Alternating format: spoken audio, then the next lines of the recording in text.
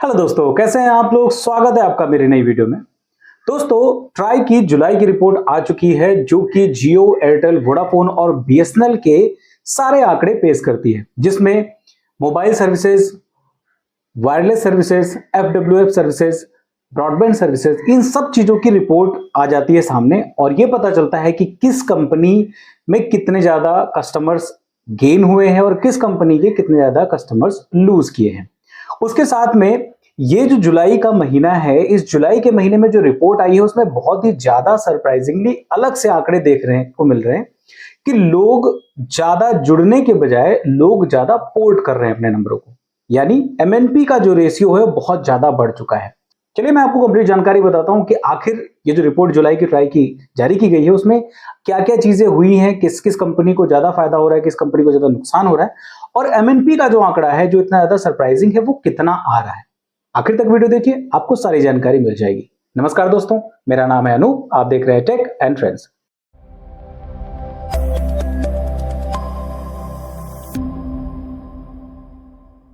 अब दोस्तों, जैसा कि मैंने आपको बताया कि नए यूजर्स के मुकाबले नंबर पोर्टेबिलिटी पे ज्यादा कंसंट्रेट किया है यूजर्स ने जुलाई के महीने में, जहां जून के महीने में यूजर्स जो है वो नए जुड़ रहे थे ज्यादा और नंबर पोर्टेबिलिटी उतना ज्यादा नहीं हो रही थी, लेकिन अब जुलाई के महीने में आपको नंबर पोर्टेबिलिटी बहुत ज्यादा देखने को मिल जाएगी। अगर नंबर पोर्टेबिलिटी की बात करें तो आप विश्वास माने कि लगभग 1.5 करोड़ से भी ज्यादा यूजर्स ने अपने नंबर्स को दूसरी कंपनीज में स्विच किया है, यानी मोबाइल नंबर पोर्टेबिलिटी का जो काम है वो किया हुआ है। और ये बहुत बड़ा आंकड़ा है, क्योंकि अगर नए कस्टमर गेन की बात करें तो ओवरऑल अगर देखा जाए तो बहुत ही ज्यादा नए कस्टमर्स नहीं गेन किए हैं कंपनी से। जहां पे जियो की बात करें तो जियो ने जुलाई में सिर्फ और सिर्फ 4.8 लाख यूजर्स नए गेन किए हैं, वहीं पर एयरटेल ने 4.6 लाख यूजर्स नए गेन किए हैं।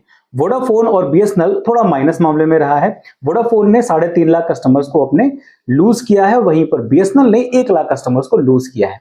यानी यहां पर जो आंकड़े हैं वो नए कस्टमर्स के मुकाबले पोर्टेबिलिटी के बहुत ज्यादा है।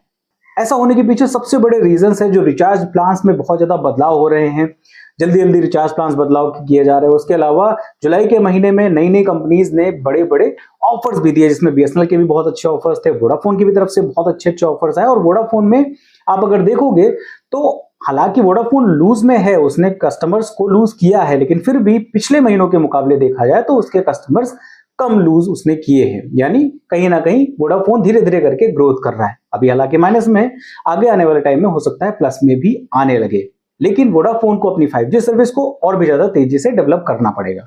अगर टोटल बात करें यूजर बेस की तो 117 करोड़ से भी ज्यादा यूजर्स हो चुके हैं मोबाइल और एफडब्ल्यूएस सर्विस के।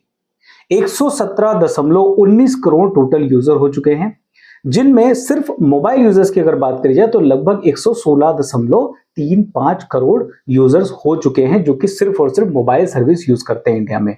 अब अगर देखा जाए तो अपना देश सबसे ज्यादा मोबाइल सर्विस यूजर्स का है, जिसमें एफडब्ल्यूए और मोबाइल सर्विस दोनों मिलाकर के 117 करोड़ से भी ज्यादा यूजर्स देखने को मिलते हैं। वहीं पर अगर जुलाई के महीने में बात करी जाए तो बोलबाला तो जियो का ही रहा है, जो सबसे ज्यादा यूजर बेस के साथ में था। उसने गेन भी सबसे ज्यादा यूजर्स किए हैं और आंकड़ों में भी सबसे ज्यादा है। मोबाइल सर्विसेज की बात करी जाए तो सबसे ज्यादा यूजर बेस इस समय जियो के पास में है, जो कि है लगभग 47 करोड़ से भी ज्यादा, 47.75 करोड़ यूजर्स जियो के पास में जो कि मोबाइल सर्विस यूज कर रहे हैं। वहीं पर एयरटेल दूसरे नंबर पे आता है और उसके पास 39.1 करोड़ यूजर्स हैं मोबाइल सर्विस वाले, जिसमें 2G, 3G, 4G और 5G यूजर्स देखने को आपको मिलते हैं। वोडाफोन की बात करें तो तीसरे नंबर पे है, हालांकि लूज में वो चल रहा है और अभी भी वो आंकड़े कम होते ही चले जा रहे हैं, लेकिन फिर भी वोडाफोन के पास इस समय 20.3 करोड़ यूजर बेस है जो कि मोबाइल सर्विसेज उसकी यूज करता है। और चौथे नंबर पे बीएसएनएल आता है जो कि लगभग 7% मार्केट शेयर के साथ में है और उसके पास सिर्फ 9.3 करोड़ यूजर्स हैं।